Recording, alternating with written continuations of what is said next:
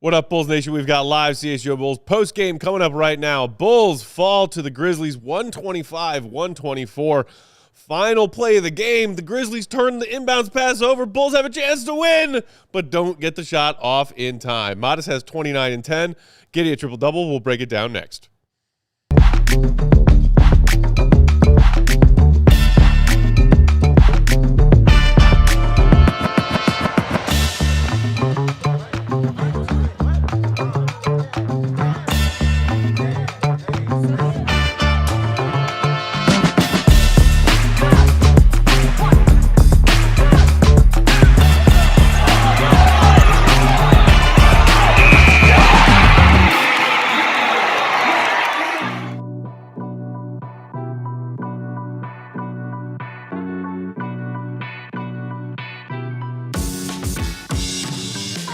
What's going on, Bulls Nation? Welcome into CHGO Bulls postgame. Coming to you live from our CHGO Xfinity Loft here in downtown Chicago. CHGO Bulls postgame is presented by Bet365, where winning is everything. Download the Bet365 app. Use promo code CHGO365 when you sign up. Thanks for being here, Bulls Nation. Hit that like button if you're hanging out with us on YouTube. It's free. And if you would like a tank spin at the end of tonight's programming. I'm Peck, Bulls_Peck. That's Big Day. Bam! Bam! BAWL Sports. Will the Go Gottlieb. Will_Gottlieb. Read his stuff, allchgo.com. And our king of the controls back with us tonight, the one and only Joey C. Gentlemen, great to be back with you. There's like a metaphor or like a parable about that last sequence that relates to the Bulls. I just can't quite put my finger on what it is. I was about to say, go into Snatching it, defeat from the jaws of victory, but both teams trying to do that. Collin Sexton, the player, too little, too late. The buzzer goes off to win. There's something there. There's something there. There's something about the effort that they put in to try to win that game. Boy, howdy. Still losing to a team that was putting in so much effort to lose that game. Something very poetic about that. I mean, it was Cedric Howard, Gigi Jackson, and a whole bunch of guess who on that Grizzlies squad tonight. As Dave's eyes just got wide. DeJohn Giroux. I mean, shout out to Jemai Mashak. Burton was out there getting buckets for him. Clayton Jr. had a big three for the Grizzlies down the stretch. 1 for 6. Prosper, Small, Rupert. Who are these dudes? Prosper played? Yeah. Shout out. Only 15 minutes, though. They don't want to play. It was Ball's first NBA action ever of his career. Adama Ball. Played 28 minutes off the bench for Memphis tonight. That was Giggity's in the chat. Great tank loss. Shout out to our guy Paul, who also said High West double rye made that a very watchable game. Hey, a good rye always helps. That was Collin Sexton just out there being Collin Sexton. He was driving me crazy with his ISO heavy scoring all night. What purpose does that serve? I feel like that's the 1,200th time I've asked that question in the last month and change. But just when I thought I was going to be grumpy because Collin Sexton got the Bulls another W that I did not want them to get. I mean, the Grizzlies handed the Bulls a prime opportunity to steal that game. Didn't get the shot off in time. Yeah, when it was happening with that timeout, after they took the time, I told Gold I wouldn't have took that timeout. You were like game theorying your way through that. Yeah, and I was right. Yeah, you absolutely were I was right. like, don't call a timeout after a free throw when the team has no timeout to just hit the free throw. Like, put the onus on them to foul you. Set their defense. Yeah, exactly. Like, it gives them time to think and prepare, and Billy Donovan's too good of a coach. So, yeah, just inbound the ball, or if it gets to 4 seconds, then you take the timeout. So, yeah, but you just don't immediately call it like you were in the lead. So I didn't understand it. I didn't understand the timeout, and then they threw it away. And, some things you just got to let it play out, and Collin Sexton, ladies, is always going to go full Collin Sexton. It's going to happen that way. There's a reason Matt called him the Andre Drummond of guards. That was an Andre Drummond move at the end of that game right there. Good chaos, bad chaos. Yeah, man. 100% chaos. That's it. That's all you're going to get from him, man. And again, like, he played well. He shoots the ball well. Very efficient scorer. Made a good play on Cedric Howard to get a charge called on Cedric Howard, give the Bulls the ball back and an opportunity to close the gap. Like, he did all those things. But he's going to do a Collin Sexton thing, within that. And that was kind of it. And, again, a tough situation because it was 4 seconds left, and you saw Trey Jones just, like, running as fast as he could. down the lane, and by the time he even got it to Sexton, like, it was over. Yeah. You know what I mean? Like, SDF in the chat saying Trey Jones with the ethical tank job. Yeah, like like- if Trey Jones just goes up with that. Yeah. And like it would have got thrown. Could have been contested, batted could have in been his blocked. face. Yeah. It would have got stolen. But that's the, move. Like, you're like, oh, man, give him the ball. Like, yeah. And Sexton just went up and, he tries to double cock it. And in the middle of that, just hit double zeros right there. But, yeah, that was a heck of a loss. The Bulls put in real effort to try to win that game. Yeah. And it was then Collin Sexton and Trey Jones at the end. I mean, that's what it was. And we thought that the Grizzlies were putting in a real effort to win that game. They put, Cedric Howard back into the game. They did sit him for all but the first and last minute of the fourth. They did. And when they put him back in, Cedric Howard did Cedric Howard stuff. Like, hit 2 cash free throws that they needed to ice that victory over the Bulls. But, yeah, man, like, I know Billy was not happy. I don't know if y'all saw it on air, but he was out of there. Like, and the storm off was for real. And the gum chewing was ferocious. Like, he was not a pleased individual with how that game ended. But, yeah, the Bulls took a crazy kind of loss there, Goat. I mean, just again, the process. So bad. So bad. And really, like, Trust the bad process. it's just like kind of disgraceful to see the Bulls put these games after they've already been eliminated from the playoffs, from the play-in, ahead of their future.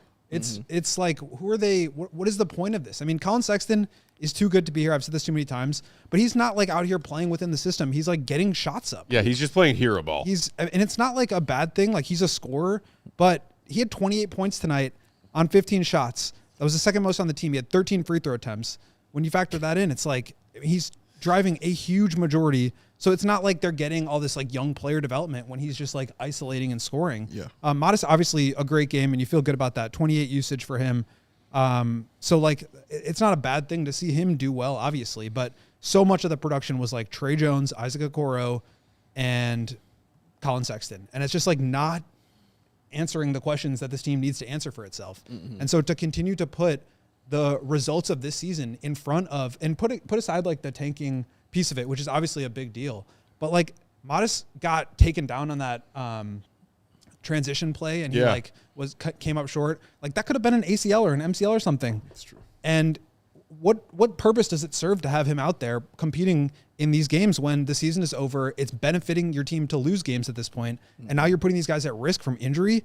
And it's not like they can go and play a bunch of like 10-day contract guys the way the Grizzlies are, because they didn't waive or buy out any of Sexton or Simons or Zach Collins or these guys that just aren't going to play the rest of the year or aren't going to be there next year. So just, again, the process is so bad, and it's so hard to have any faith in the decision-making going forward when this is what they're trying to do. It would have been way better to win that game trying to tank than to lose it trying to win. I mean, that was a really just hard game to watch. 16 minutes for Leonard Miller, 15 minutes for Rob Dillingham. I mean, Dillingham was going to foul out if he played like 2 more minutes. Ugly night for Rob. But just, again, it's like, why does Matas need to be playing 39 minutes today? Why does Giddey need to play 35 minutes?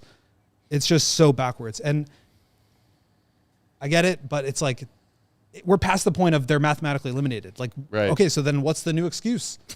Competitive integrity, Goat. Even if they're eliminated, competitive integrity. Damn straight. Od's in the chat saying that they Disgraceful. caught the game on the Grizzlies stream instead of getting the Bulls stream, and said that the post-game interview they did with Cedric Howard after the game, side-eye emoji, get him to Chicago ASAP.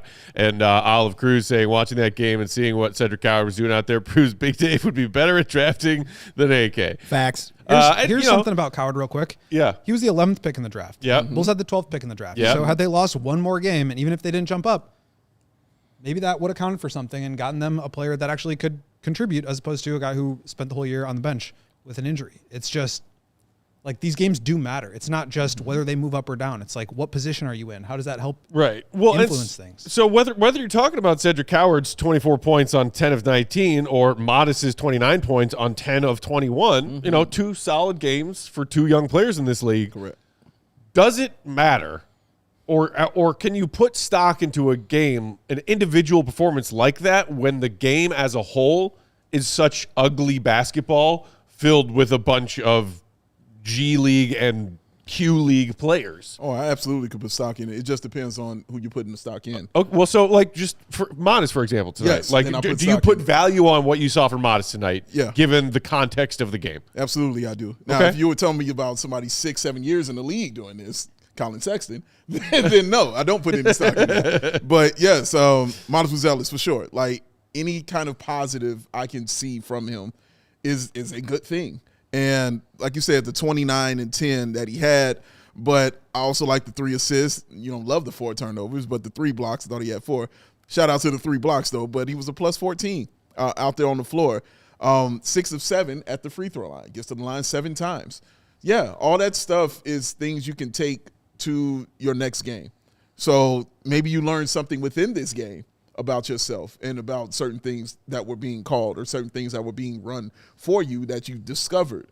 And you say, oh, okay, well, bet I can try this in the next game. Yeah, that's always good for players in their second year, third year, whatever. Stuff like that is always, always good. And Cedric Howard, the same kind of way.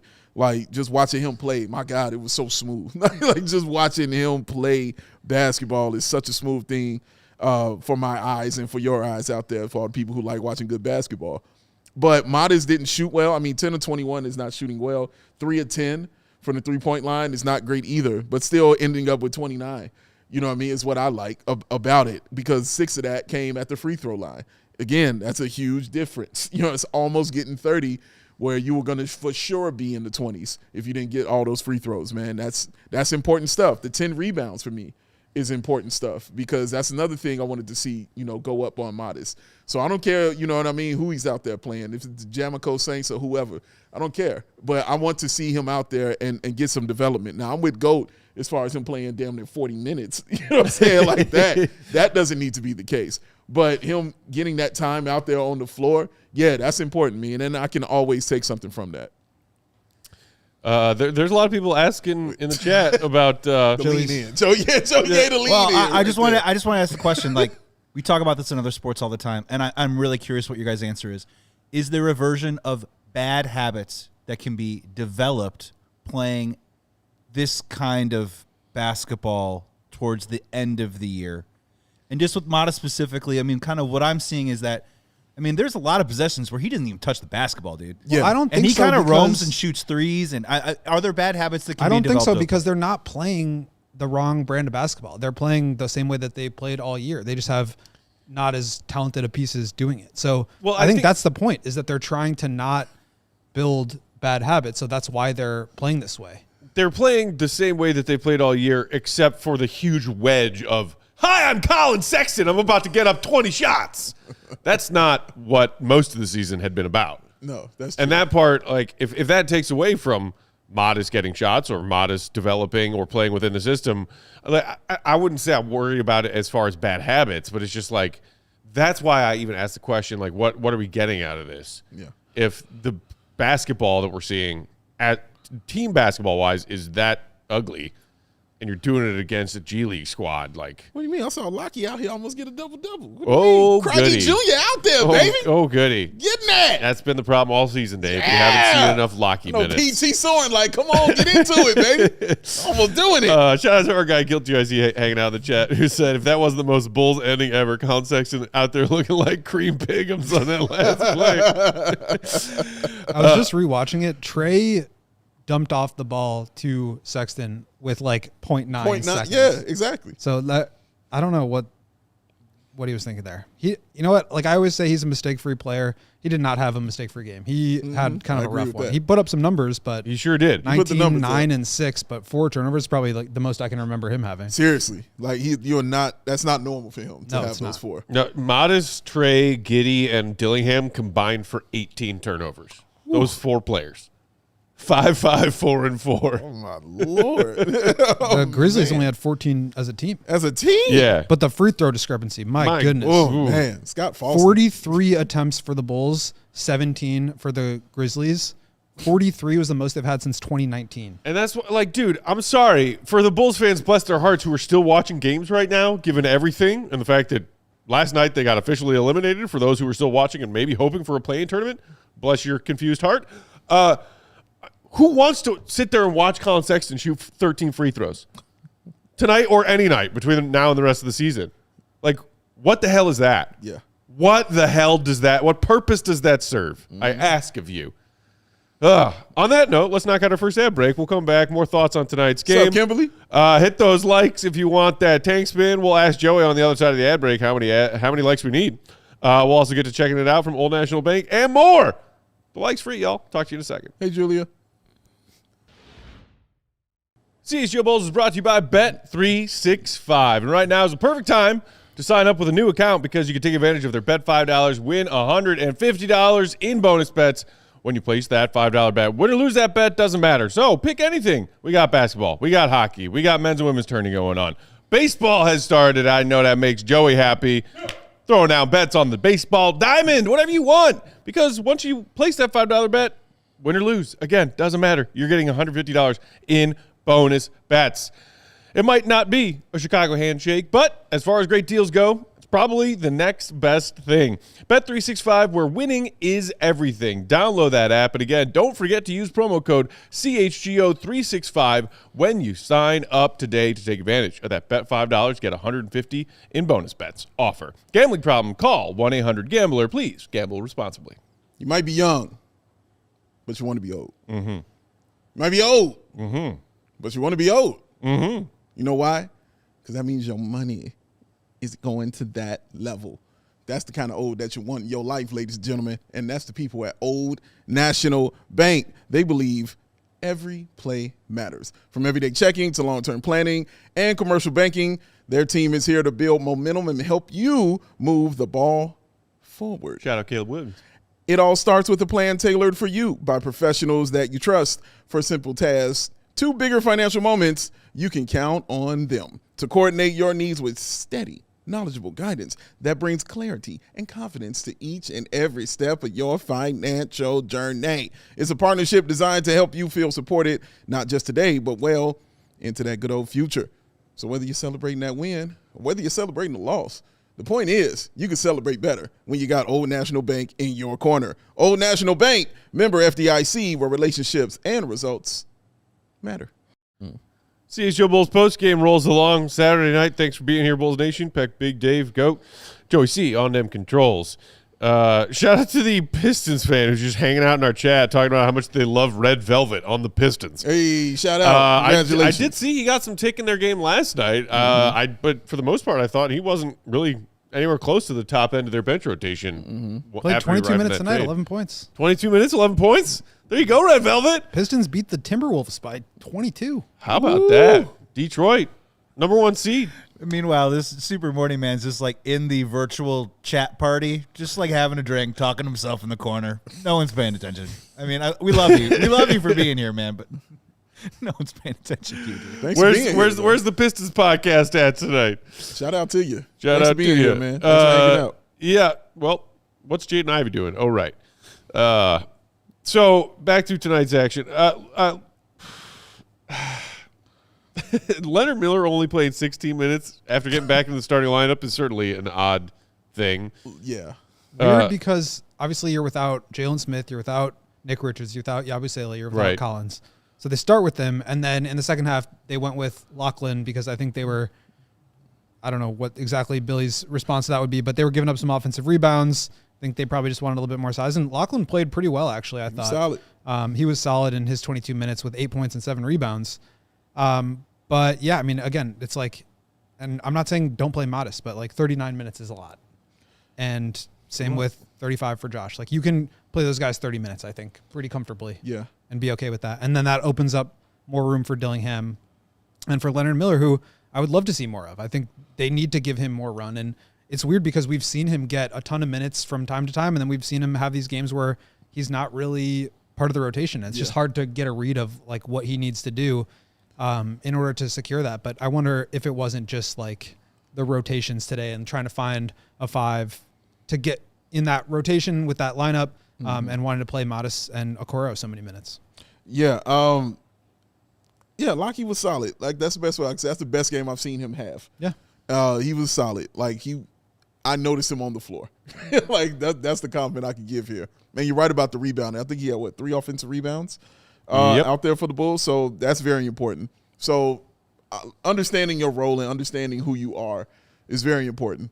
And I felt like he understood that tonight. Now, again, the competition was a little laxed, but still, he showed something. He showed like, hey, okay, you gave me these minutes. I'm going to do something with these minutes. Do I think he should have more than Leonard Miller? No. But he did something with those minutes. I mean, the block shot. Didn't he have a block? Yeah, he had a block. That block shot I saw him have, I thought was really solid. I was like, oh, man, that's a pretty good move right there. Like a good block.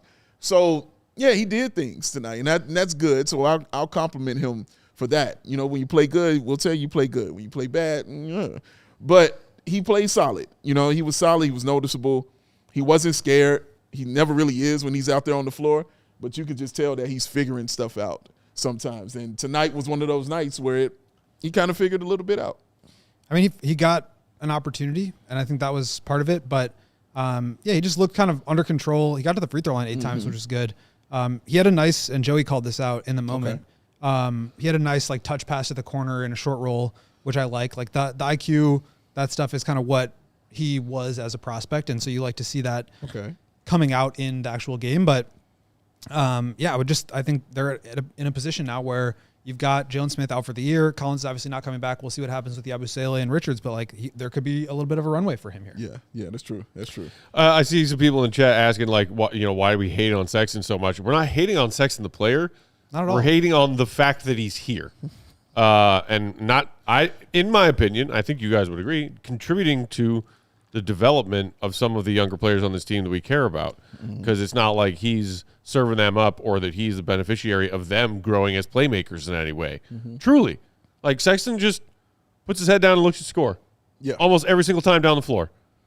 I think he had 2 dimes to 2 turnovers tonight and a gazillion shots and a gazillion free throws. How does that serve any part of the Bulls trying to be a developing young team? It's also like while you're playing out the final strings of the season. It's just it's not us hating on Collin Sexton. It's us hating on AK for Sexton being here and wondering, does he really have to play as many minutes as he's playing right now? That's why I always say the process is the thing that I have an issue with, and we're talking about the symptoms that present as part of this process. It's not about any of these players individually. And every time I say Collin Sexton is too good to be here. Like they just don't need him right now for what they're trying to do. Yeah. Incredibly efficient and talented scorer. And I don't know what else I can say other than that. He's been great. He's been great. I mean, we saw him drop 30. We saw him drop almost 30 again. And again, he's doing this stuff coming off the bench. Like he's not starting, bro. Like he's coming off the bench. And I think that's the whole thing. But I don't think I can say it any better than how you all just said it. Like when you're trying to look at the development of the young guys and trying to see what they can do within the system that is provided for them, giving it to a veteran who is looking for his contract, who you know is going to get it, and you already know exactly what's going to happen is I'm going one-on-one because I'm going to get mine, period. That's what's about to happen.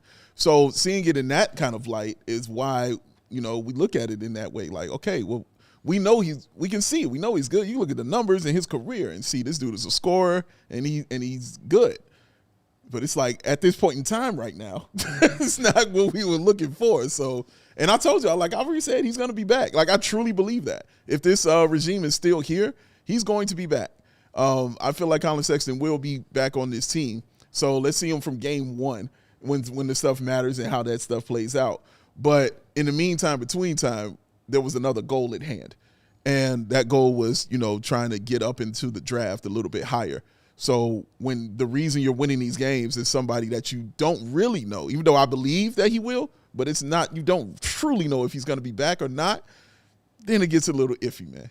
Another way to look at this, too, is ask yourself the question. I personally believe I would rather have Kobe White on this team than Collin Sexton. Younger player, I think just better scorer, even though they're both really good scorers. So if you look at it like this, they traded away Kobe White to go into a different direction this season.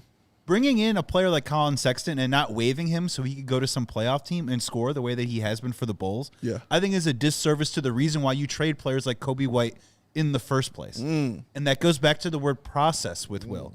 This isn't about result right now because they got eliminated from the playoffs. This is about the process to evaluate, develop, and figure out how we're going to get back to where we need to be. Collin Sexton, unfortunately, because he is good, is in the way of evaluating that process right now. If you like Collin Sexton a lot, good, so do I. He's been on my fantasy basketball team all year long, dude, but then don't trade Kobe White, okay? Like, those two things can't go hand in hand. I think that's where we're having the issue. I mean, they said that the goal with the trades was they were done being in the middle, and it's like nothing has actually changed other than the names on the back of the jerseys. Everything else has stayed the same. How dare you, Goat? They're 29 and 45. That's nowhere close to sometimes 2, sometimes 4, always 3 under. That's right. That's different. That's right. That's True, different. but they will end up in the exact same spot in the draft. That is which also the very more important likely piece. to be correct. Why don't we go to checking it out? Checking it out. Presented by our friends at Old National Bank. Every play matters, whether it's on the field or in your financial life. The best teams win by delivering excellence at every level. Old National Bank, where relationships and results matter. Member FDIC. And I see the Giddeys is in the chat here talking about Bucks play Memphis and Brooklyn twice still. There's no way they don't at least win one of those games. Meanwhile, somebody was saying, shut Matas and Josh Giddey down. Let P. Will command the rest of this season. Play the two-way guys. Checking out that Tankathon standing as of tonight's scores. Joey, I don't know if you want to pull that and can pull that up real quick. We're not kind of tank spin right now, but just as a reminder, before the Bulls played tonight, the Bucks already took care of their most recent blowout loss. Lost to the Spurs 127-95. Yeah. Yes, the Bucks do have some quote-unquote winnable games down the stretch, but the Bulls, let's not forget, you got the Zards twice, and the Mavs are 3 of your final 4. And you got the still got the Pacers. Pacers on your schedule next week. And meanwhile, like the Bucks have just been losing and losing big. Their last few final scores: 129-96, 130-99, 127-95, 128-96, and that was to the Utah Jazz. Like, the Bucks are losing and losing hard down the stretch. So, I know they were talking about it on the broadcast tonight. Like, well, the Bulls can't really move up, so hey, let's win a few. You absolutely are at risk of falling from 9 to 10, and And the difference again for that is, what is it, 20.3 to jump into the top 4 versus 13.9. So correct. Ooh. It's strange. We've been hearing that a lot from a couple of different places in the Chicago sports media about how moving up and down doesn't matter anymore. Just noting. Thomas in the chat saying Bucks are losing on purpose. Yeah. The Players Association filed a memo about Giannis wanting to play and the Bucks saying, sorry, Giannis, no, you're hurt. And obviously, the Bucks have to protect their interest of if this Giannis divorce is finally happening for real this summer. That he can't mess up what we doing. You risk injuring him Yeah. in one of their meaningless final dozen games? Yeah. No. they can't even trade him then. Yeah. That's what I'm saying. Even if he comes in and wins some games, so you're messing up our future. Forget their and what we're lottery. doing. Exactly. They don't want him to get hurt. But Yeah, so the Bucks have 2 very valid reasons to Two. not play Giannis, and one of them is also hey, let's see what that lottery's about this year. Yeah. That's a team that's doing that. The Bulls are clearly not doing that. Which okay, fine. their jam. We'll see what we see when the ping pong balls bounce. We'll see what happens, baby. See how the hope falls for the Chicago Bulls. But yeah, man, I just completely agree with you all on the Sexton thing. And it's not about him as a player. Nothing of it for me is about him as a player. I feel like he feels like a Bulls player when I sit there and watch him play. Oh yeah, they'll sign this dude. Yeah, they'll bring this guy back. He'll be back on this team. But when you're trying to move up and get yourself in a better position to get higher draft picks, and somebody who you already know, who's established, is the one that is leading you to these victories and doing it like that. Like I said before, if Matas is leading it, if Giddey's leading it and doing those things, you'll see me come on here like I came on here when Matas dropped 41. I was excited. I was ecstatic about it. When he dropped 33, I was like, yes. I was very happy about these things. That's good stuff because that's the future. I need to watch that develop. Let me see what he got. Let me see how comfortable he can be on the floor. Let me see if he's comfortable taking the ball and doing it himself. Remember how exciting it was to watch him hit that game, basically the game clinching bucket when he got it top of the key and made the decision to go to the bucket? Yes, give me that. I'd rather see him do that than Collin Sexton do that because I've watched Collin Sexton do that. I know what you're going to get with that young man. So, yeah, man, it's about those guys who need to develop and their growth and their continued growth. If that's leading you to the wins that people don't want, I can take that. But, man, if this is the dude that's doing it, nah, bro, it cannot be that way. Like Go said, that process is flawed if that's the way it's going to be. All right, with that, let's knock out another ad break. We'll come back on the other side. We're going to tease a little piece of an interview that our guy Goat did with the one and only Tim Legler yesterday, talking Matas and Josh, talking Billy's future, talking a lot of big picture Bull stuff. So we will get to that on the other side. Also, Joey, before we go to this break, how many likes we need for a tank spin tonight? You know what? I'm going to set it at 65 tonight. 65. 17 for 30 minutes. We can do it. That's your number, Bulls Nation. Hit the like button. It's free, and it'll get you a tank spin at the end of tonight's show. You know We'll you be want right it. back. You want it. CHGO Bulls is brought to you by Sunnyside Dispensary, and they are here to elevate your baseball season. Sunnyside is your home for judgment-free shopping. They have a crazy selection with over 100 different strains to choose from. I love variety. I love options. Maybe you want a little sativa. Maybe you want a little indica. Maybe you want a little hybrid. That's my jam. And I got so many options to choose from at Sunnyside. They also offer easy online ordering and in-store pickup. Get in, get out, get on with your day. Wherever you are in Illinois, Sunnyside has a location for you. They have spots as far south as Champaign and as far north as South Beloit. So stop into the store nearest you for expert guidance from their friendly and knowledgeable staff. Head to their website for only the best under the sun, including getting 50%. That's 50% off your first 3 online purchases. Just enter promo code HICHGO at checkout to qualify. HICHGO. Sunnyside Dispensary, only the best under the sun, only for 21 and older and Illinois Med card holders. You've been working out, starting your day, and then after that workout, you're like, I'm hungry, but I don't want to eat nothing crazy, but I need some good protein in me, man. But I don't have a lot of money neither, and I need to get on about the door. I don't want to have a sandwich in my hand while I'm driving. That could be fatal. Guess what? What? Huel. Huel is here to save you all, ladies and gentlemen.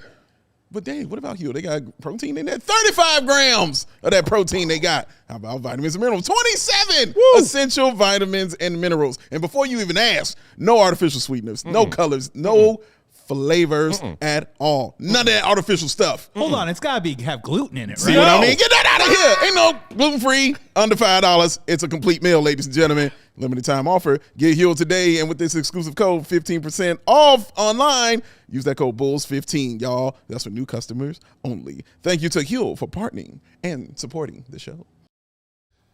CHGO Bulls postgame rolling along all Saturday. Thanks for being here, Bulls Nation. Before we tease that Legler interview and then talk about what he had to say, we got a couple of super chats coming in while we are on ad break. Shout out first to Mr. Triz, who throws a $5 super chat. Appreciate you. Saying, Good just morning, got back by the way. to the room from the game that was not exciting till the end, and I'm not satisfied with the result. First Bulls game in the book. Wow, that was your first. Like, do you mean like of the season or like of your life? Oh, man. Because if that's the first Bulls game you've ever attended in your life, I apologize. But good for you for going. That's a toughie. Yeah, because you know what? Shout that out to game you. was in Memphis, so Jerry got $0 for it. Hey-oh! Shout out to you. Shout out to you. Shout out to you. And hey, there was a little drama at the end there, but oh my God, that third quarter. Whew, that was some of the ugliest basketball. Tough basketball that to be was, watching, man. I think somebody earlier in the chat mentioned that all it was missing was, like the Benny Hill theme music. All the time. Trev Smith threw us another super chat. I think he was in our super chats column yesterday. Appreciate you. Another $20. Saying plenty of ping pong balls here in Bangkok. LOL. If the Bulls are serious about if the NBA is serious about stamping out tanking, can the Bucks lose a spot in the lottery for not fielding their strongest available team? I mean, you can honestly fill in the blank and take out Bucks and add countless. All 10 of the bottom teams are doing this. That. Like, Some harder than others. That's kind of the point. This is true. and the Bulls right now are dealing with Ivy being out. I think his knee's actually jacked up for real. Yeah, man. Anthony Simons has a fracture in his wrist. Let's remember. They traded for him. Jalen Smith was battling with a strained/pulled calf basically all season. They finally shut him down. Richards, Yabusele, both scratches tonight. Maybe if this was a playoff game scenario, they get the green light. But, like, the Bulls are not sitting guys who are injured, I think, for the most part. Maybe edging on the side of overly cautious as opposed to not, because why the heck wouldn't you at this point in a season where you're not going anywhere? But I think, not just the Bucks. Several other teams around the league right now are not feeling the Jazz the other night were up double digits on the Denver Nuggets mid-fourth quarter. The Jazz pulled their guys who were winning them that game, and the Nuggets come back and win. Yeah. Like they ended the game on like a 25-4 run. That happens, man. I mean, yeah, it is what it is. And like, I think a lot of people will say like the Bulls couldn't possibly lose out like that, or they couldn't compete with some of these teams. It's like, that's kind of the point. Yeah. That they're not putting themselves in a position to do that, but they are trying to enter that race. And so again, it's just about the process of trying. It's not about the players. It's not about being critical of Matas for scoring 29 points in 10. Like, he had a great game. Nobody's saying otherwise. It's just about the process of how do you go about building this team beyond just the remaining 8 games, which is right now what they have to turn their attention to. They're not making the play-in this year. And so, and frankly, that should have been the case even way sooner, and it was. But that's the point. It's like they made these decisions. If you were going to just continue to do this, then why trade Kobe and Ayo and Vooch and all these guys? Like, why not just play out the season? I don't know that they would have even made the play-in had they decided to do that, because you look at the strength of those teams right now, and they're all like 3, 4, 5 games above 500. But then, like, go for it, and we'll figure it out in the offseason. But to start that process and then to basically say you want to get out of the middle and then not move out of the middle at all, it doesn't make any sense.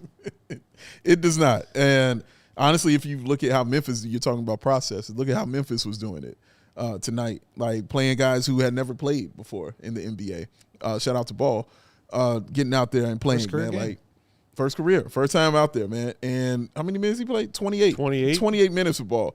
Like, yeah, like, you give those guys those opportunities. If you could name like more than 5 players out there, shout out to you.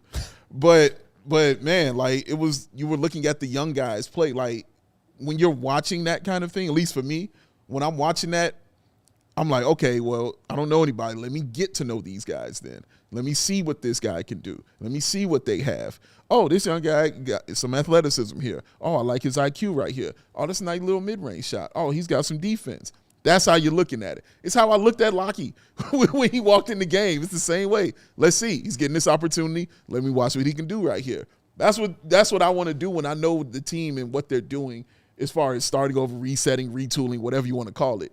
It is not continuing to look at the veterans out there doing their thing and playing their game. If you have the opportunity to play those young guys, you play those young guys, man. So that's how I like their approach to it. They just said, we're going to get super young, you know what I mean, on here and find out who can do what out here for us, man. And, yeah, hopefully they found some guys, you know what I'm saying, to go along a G.G. Jackson, go along a Cedric Coward with the rest of them, man. But that's how it should be. And not playing guys like Yabusele, even though he was injured tonight, but not giving him the 30 minutes and things like that. But, yeah, man, they got to figure that out as they go forward. But, again, I don't think none of that is changing. I think you're still going to be seeing these guys. This is what you're going to see, from this Bulls team. You're still going to see those guys get those minutes. Okoro is going to get all those minutes out there. Trey Jones is going to get all those minutes out. Giddey is going to get those out there. Collin Sexton, who we've been talking about, is definitely going to get those minutes out there. I wanted to see Leonard Miller. Like, I just want to let me see Leonard Miller out here. 16 minutes. No, let me go ahead and give Patrick Williams 23 minutes and get him out there on the floor. For what? Like, why? No, bro, let me see Leonard. Let me watch him and see what he does. So that's the stuff. That's how I want to look at it. But the Bulls are just not going to approach it that way. Optimistic Bulls fan asking, why did they trade for Nick Richards again? Good question. We don't have an answer for you. No. You got to have that balanced roster for the home stretch of a totally pointless season. Shout out once again to Mr. Triz, who threw us a super chat and confirmed, yes, first Bulls game attended of his life at age 42. Shout out to you. Let's hope the next one is better for you, man. But, hey, at least you got to see Matas drop 29 tonight. Yeah. You saw Giddey triple-double? Giddey triple-double. Cedric Coward. That's a fun young player to watch. Saw a weird ending to a game, something like that. And thanks for that being your first and then coming here. Yeah, appreciate sharing you, it man. with us, man. That's really cool, bro. Thank you. Speaking of people we appreciate, Kimberly! Of course, the world's biggest Ida Sumu fan threw us a super chat. Appreciate you, Kimberly. Said, just speechless about these Bulls, but love you all. Sending Korean little hearts. You're in Korea right now, Kimberly? Korea, shout out. The Flexing. We got Bulls Nation tuning in from, I saw somebody said that they caught the live broadcast in Australia today, which they usually don't get to do. Shout out to that. Korea. We got Bangkok. We got Korea in the building. We all over. Bulls Nation. Global. We do it, baby. Let's operate like a small mini market that doesn't try to win. Shout out because to that makes Paris all the also, sense in baby. the world. Shout out to our wonderful Paris group of Bulls fans. All right, with that, let's move to teasing a mini pod interview between the one and only Will Gottlieb and the one and only Tim Legler. You guys had this chat, yesterday? Yeah, yesterday. The full interview is going to drop tomorrow morning, 9 a.m., Joey? 9 a.m. tomorrow 9 a.m. morning. Central Time, but wanted to give you all a little bit of taste of it in tonight's postgame show. This is a question you asked Legs about Matas and Josh as a viable, star duo of the future, right, Goat? Mm-hmm. I believe so. There it is. Find out when Joey presses play. Joey, take it away. You need some talent offensively of guys that can win one-on-one breakdown matchups and get their own offense. I mean, that's what it comes down to. Buzelis could be trending in that direction, and I really like him, but he's ways away from hitting that peak where you go, man, this guy as your best player or as your second best player, that's a contender in the Eastern Conference. I mean, you're ways from that. Josh Giddey, same thing. His best quality is he's a ball mover and his IQ, and he makes guys better around him because of his vision. He rewards cutting. He rewards running. He's a guy that sort of builds chemistry offensively because of the way he moves it, and he can score. But that's, to me, not his main quality. His main quality is he's a playmaker, facilitator. So that means you've got to have higher tier offensive talent around them, and most likely that's going to be at the guard position or on the wing position. There aren't a lot of bigs out there that are big needle movers in that regard that play inside. They're going to touch the ball 25 times and be a tough matchup. That's very difficult to find in this league. So you're better targeting sort of that offensive talent guys, 6'5" and up, 6'5" to 6'9", that can handle the basketball, get their own shot, that have athleticism and can give you that offensive punch, because Buzelis is still, a couple years at least away from that if he ever gets there. I mean, you just never know. You can like a young player. Doesn't mean they're going to ever find that ceiling. I hope he trends that way. He could be. There's a lot to like there. I think we know who Josh Giddey is as a player. He's not going to do anything surprising or add something in the offseason that's going to change the way we view Josh Giddey. Really good player. Josh Giddey's your best player. You're not a team that's going to be contending in the Eastern Conference. If Josh Giddey is your second or third best player, you got a pretty good team. If he's your third best player, clearly you got a chance to get into the mix and be relevant in your conference. Yeah, Giddey. So that's the one and only Leg. First of all, the double coif, the double smart guy you. I was glasses, gonna point the that out double too. handsomeness of that two-shot right there. I was just going to say, how come go, Two shooters out no there. issue Just with two his shooters screen chopping today. it up. Oh, He man. had his perfect setup today. The sun shine bright, hit him when he by himself. that looks Everything good. is nice on that, man. But when we on there, he's like, Stop holding me back, guys. Ghost in the chat saying goat and legs to replace Acme. I don't hate that idea. Also, shout out to Buzelis fan in the chat who threw us a super chat. Appreciate you saying 29-10 tonight. My goat is uploading. But, so as for what Legs said in that little portion of the chat, again, tune in tomorrow 9 a.m. It'll drop in our CHGO Sports YouTube channel feed. It's going to be a minute before the best version, the best possible ceiling version of Matas Buzelis is hopefully realized. Yeah. In the meantime, Matas and Josh, those two players, where's the gap between where they are right now as far as quality of players? Can they be the two best players on a decent team, a quality team, a playoff team, and where that ceiling might be for either of them? Legs, I think, is right to say, I'm not sure what ceiling exists between this version of Josh Giddey and future Josh Giddey, and I don't think it's that large. And with Matas, it might be a minute. I think he's right about both of those things. Sorry, not sorry. Yeah, toss the bitter pill out there. Legs with the leg drop across the throat of Bulls Nation right there, man. But he did say something I completely agree with. That Giddey is like your number two.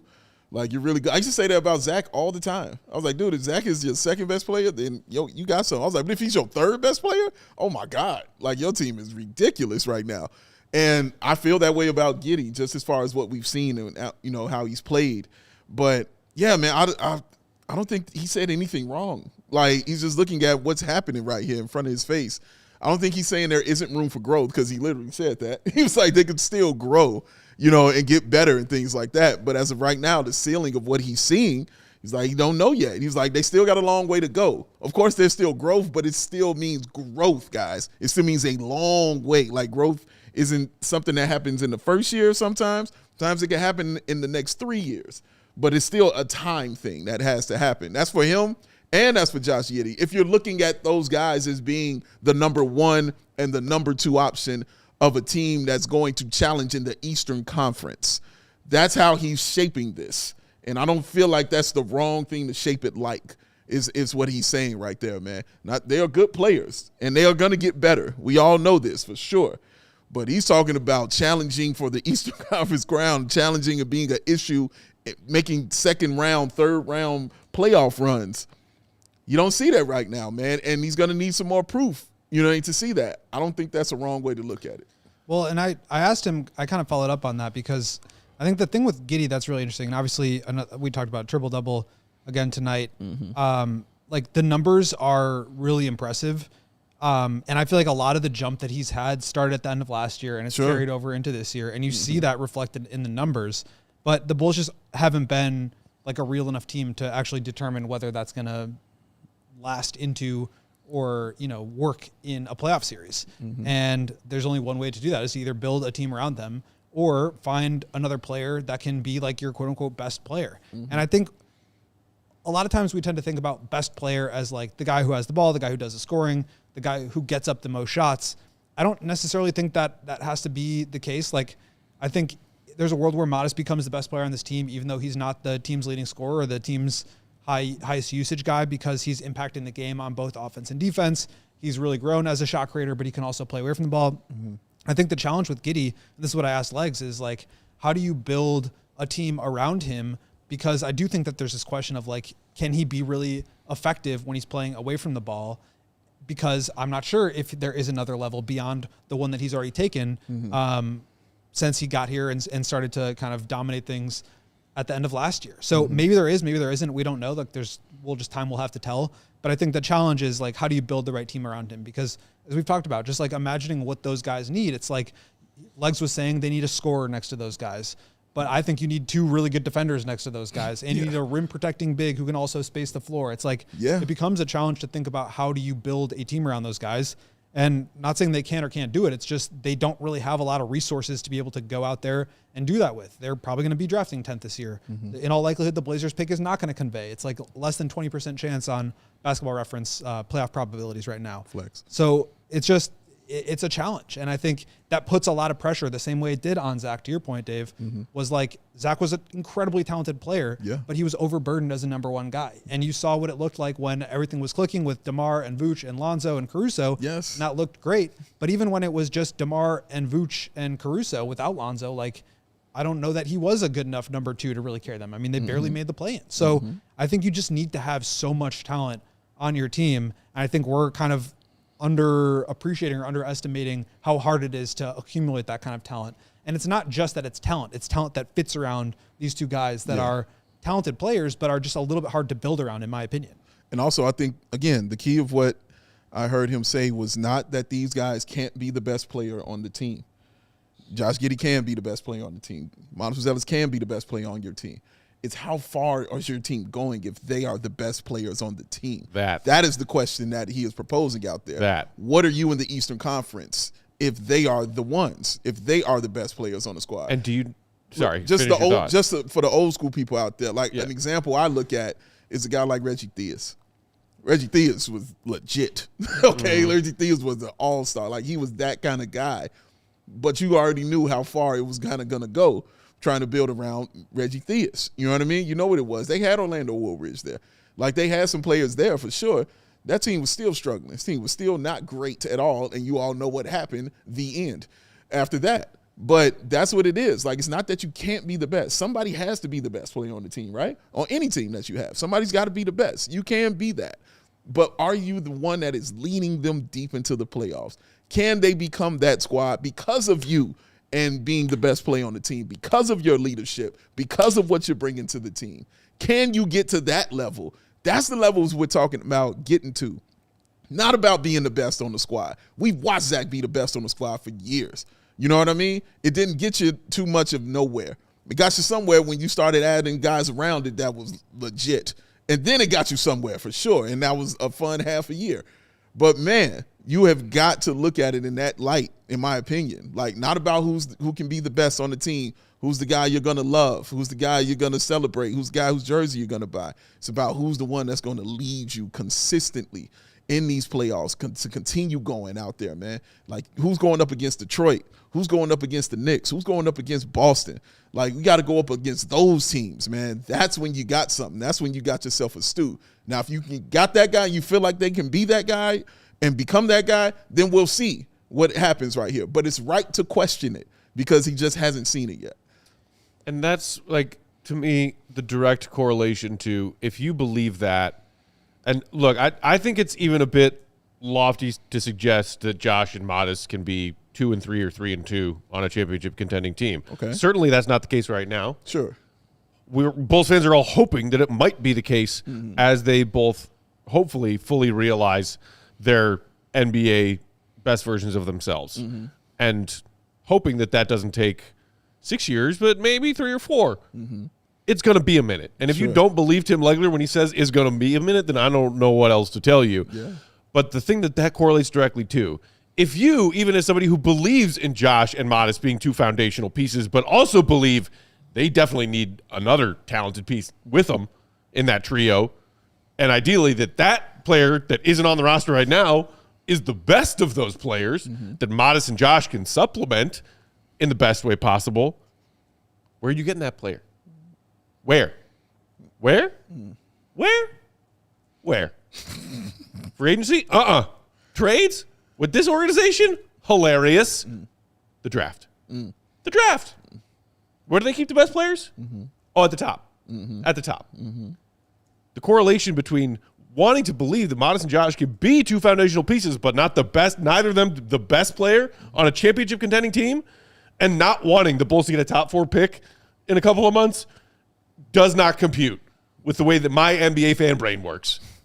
Where are you getting that guy? If you are willing to concede that Josh and Matas are not that guy, where are you getting that guy? Or I think there's also the idea that they can be those guys, but it's just going to take some time.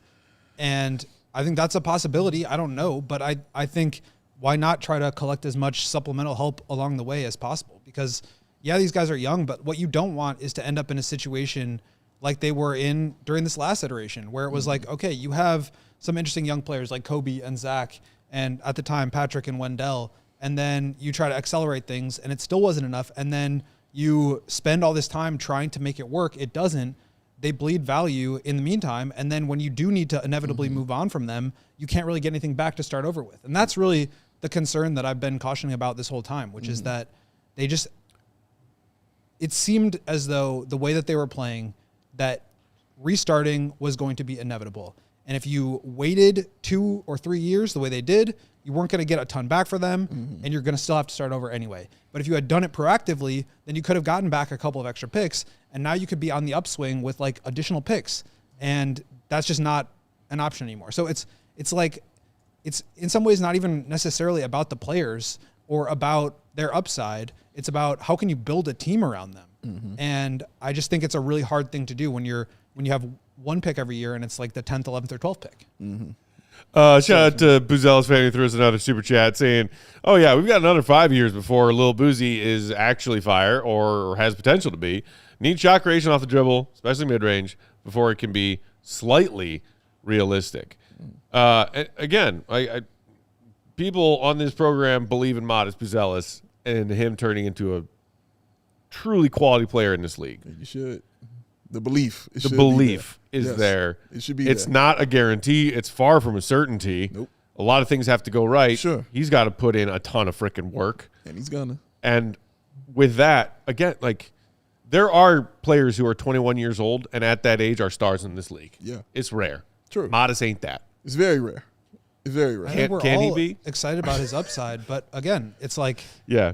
it's almost not even about how good he becomes. It's about what else can you build around him. You can't just have him as the only piece. Like there needs to be additional help. And if he turns out to be the best one of the bunch, like fantastic. If it turns out to be Noah or somebody else that they drafted, Awesome. also fantastic. But like they still need to have those guys. And right now they're just in a position where they have very limited ways to continue adding to the team. And you can get lucky at 11, maybe not, but it's just like you have to put yourself in the best position possible to get lucky. And oftentimes that's happening at the top of the draft. Trev Smith threw us another super chat. Appreciate you, Trev, saying, as a member of the Giddey committee, I 100% agree that for this team to be successful, Giddey must only be your third best player or lower.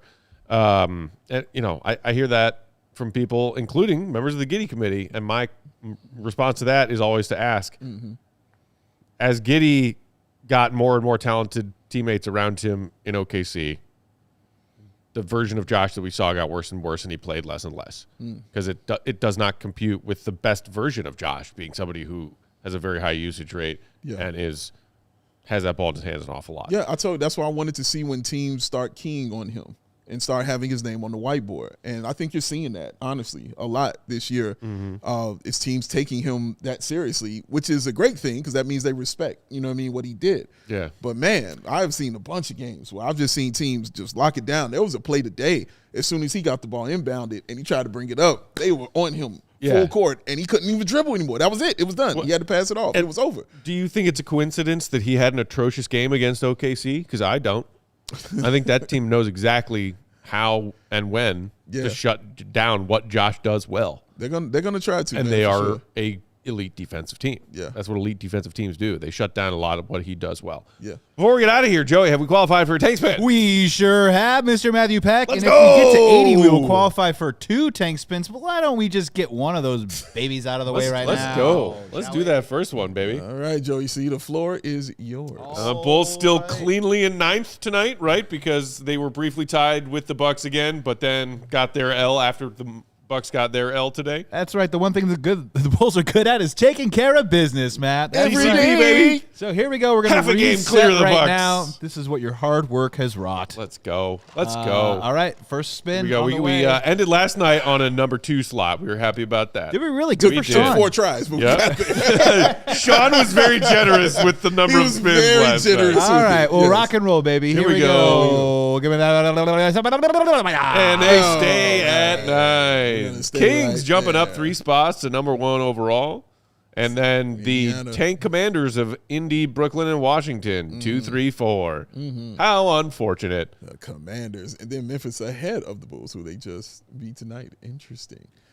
Okay, there it is. Charlotte with a top 14. So pick. Pels That was and ridiculous. Memphis both now at 25 wins. Bulls at 29. No, Bucks at 29. Warriors at 36.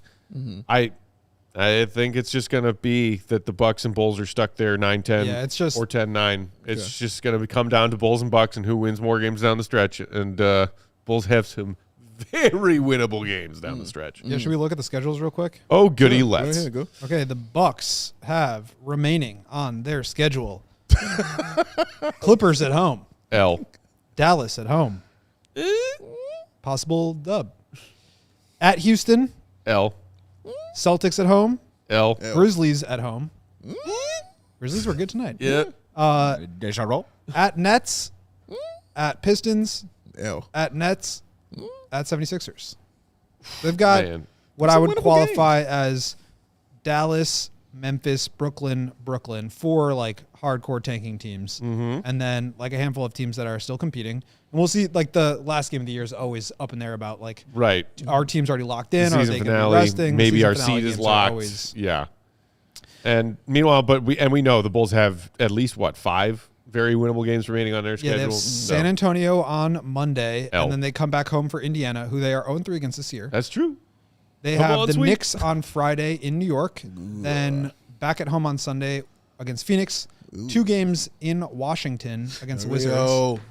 on Tuesday and Thursday. Back at home for the home finale on Friday against Orlando, who is in a mighty tailspin right now. They sure are, And man. the final game of the year is at Dallas. At Dallas, to on wrap it Sunday, up. April 12th. We'll see. It's going to be a crazy battle. Bulls, Bucks, 9-10. Who's going to get that 9 spot? That'll do it for tonight. finishing out the back-to-back. Bulls are off tomorrow before they go to San Antonio to wrap up this 4-game trip for Bulls Spurs on Monday. We'll be live for pregame 6:30 Central for that one. In the meantime, enjoy the rest of your weekend. Follow the GOAT, Will_Gottlieb. Read his stuff, allchgo.com. Become a diehard, promo code GOAT at sign up to read all of that stuff for diehards only. Big day, bow, BAWL Sports. I'm Bulls_Peck. We are CHGO_Bulls. Appreciate the super chats, the regular chats. Thanks, y'all, for hitting the like button. Make sure you're subscribed to that CHGO Sports YouTube channel. And we will talk to you next time. Shout out to the one and only king of the controls and that chat and the tank spin commander, the one and only Joey C. CHGO Cubs. Tune in. Have a great rest of your weekend. Talk to you Monday night. See you, be good. Joey C. The C is for cutoff. Peace. We all silly like the mayor.